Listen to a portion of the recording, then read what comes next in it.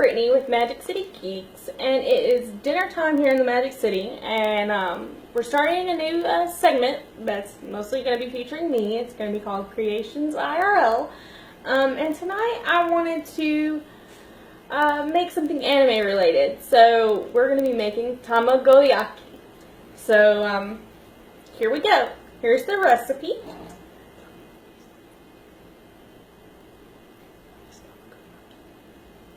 Oh, Tamagoyaki is a fried egg dish that they do in Japan and lots of other Asian countries. There's many different versions, but it is a rolled fried egg dish. You've seen it in every anime ever.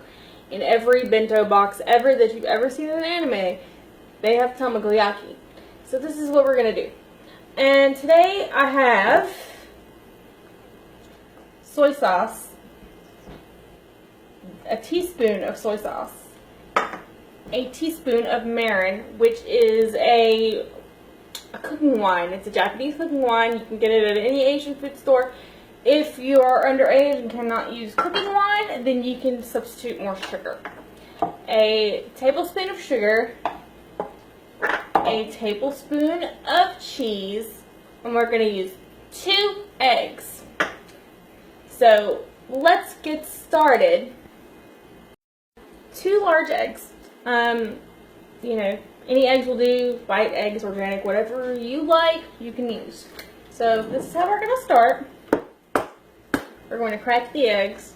I am not super nifty at this. I cannot do it with one hand. Sorry, guys. So we'll just put that out of the way.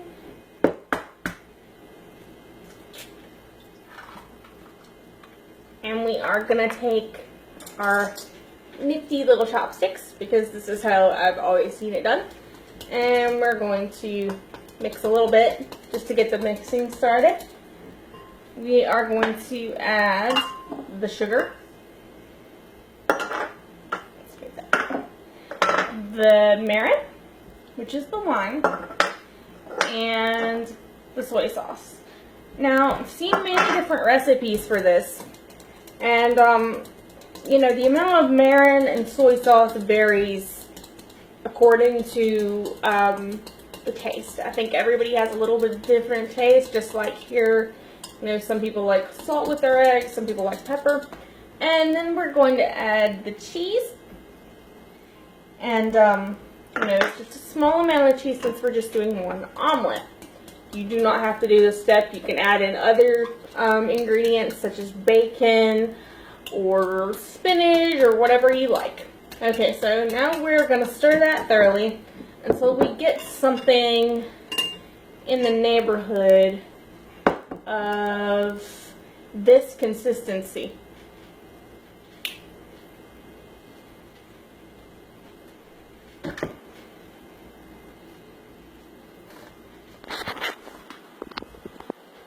This consistency here. Some people put it through a sieve before they add the ingredients to help take out excess cholesterol. However, I do not have a sieve, so.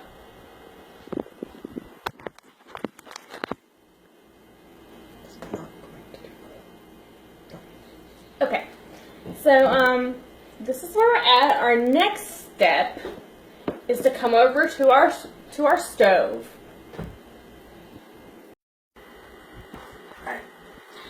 So we are at the stove, and I have turned my pan to medium.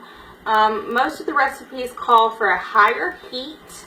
However, my stove range does not have an accurate heat source, so I just kind of have to eyeball it.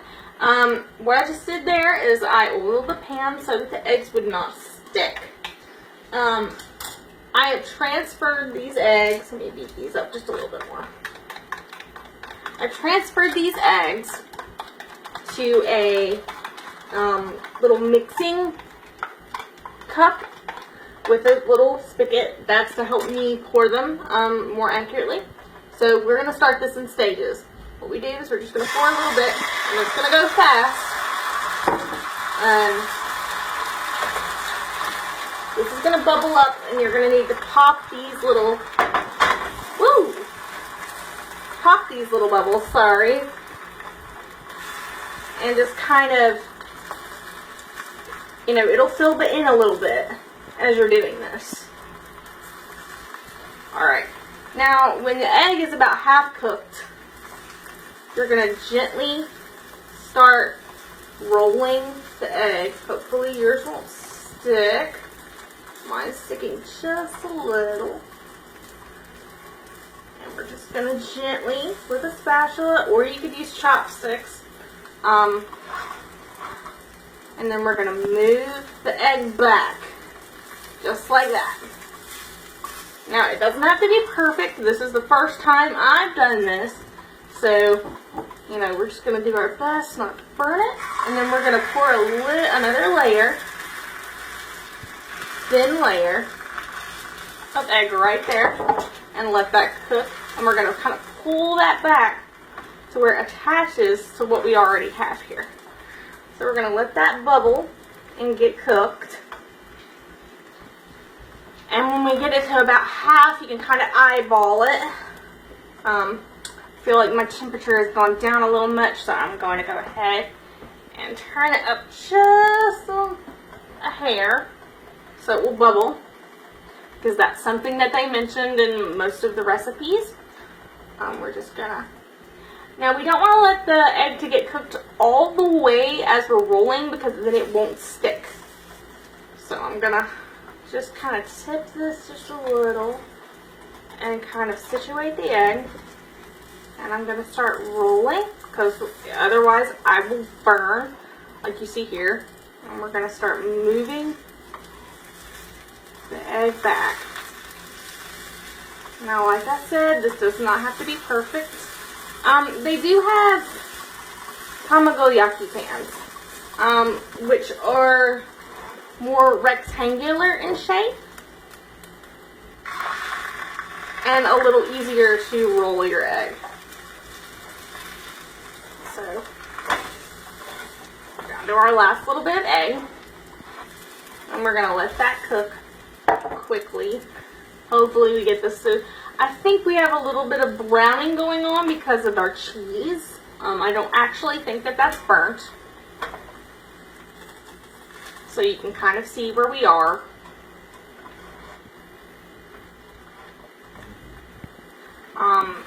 Now, I've seen a lot of people do a lot of different fillings in Tamagoyaki. Everything from vegetables to bacon and cheese, you know, traditional egg fillings. Even cream cheese. So, what you decide to fill your Tamagoyaki with is totally up to you. So, you know, get creative and enjoy the process. We're just going to roll it just a little bit to get that edge kind of together. Alright, I'm going to take this away from the stove and transfer it to a cutting board. Okay, now I'm back and I've moved our Tamagoyaki to a cutting board. What we're going to do before it cools or as it cools, either one, the different recipes say different things. We're going to take a paper towel and we're just going to kind of shape the egg roll gently to give it that traditional shape. So do not worry if your roll is not perfect, because we can make it perfect. It's gonna be okay. Mine's not exactly the prettiest roll, but I'm sure it's gonna be delicious. Okay, and we give it just a minute to cool. Mine's at this point is kind of warm to the touch. We're gonna take a big sharp knife, big knife. Yes. So if you are a child and you're working on this video, have your parents help you with this. We're going to take our Tamagoyaki and carefully and gently cut it into bite-sized pieces. And let your knife do the work. This is eggs, people. We don't have to be brutal. Alright. Alright. And this you could at this point eat. Or you can pack this away. I'm going to move these little in pieces and I want to show you. See, let's get a really pretty piece. What the inside looks like. And we have this really gorgeous spiral pattern. And I've got a pretty little bento. And I am going to just gently, I'm going to use my chopsticks or my fingers. This is going to be mine, so it's not like, you know, I'm making this for somebody else. I'm going to just gently place these into our bento and get it really cute and pretty. And, you know, you can add rice and vegetables and things like that. Adjust the sweetness to your liking. And these make really cute snacks or dinner or, you know, like I said, really cute bentos. Kids love this stuff because it's sweet. So it's pretty much a crowd pleaser. So I hope you guys enjoy doing this recipe. Let me know how yours turns out, and I will get a little more practice, and maybe next time mine will be a little bit more pretty. So, you guys have a good night, and enjoy, because I'm about to enjoy this. Okay, we ready?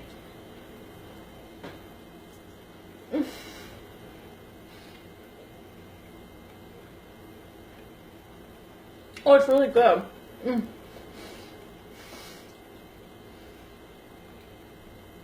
Yay! It may not be the prettiest thing in the world, but it's delicious. So good night, everybody.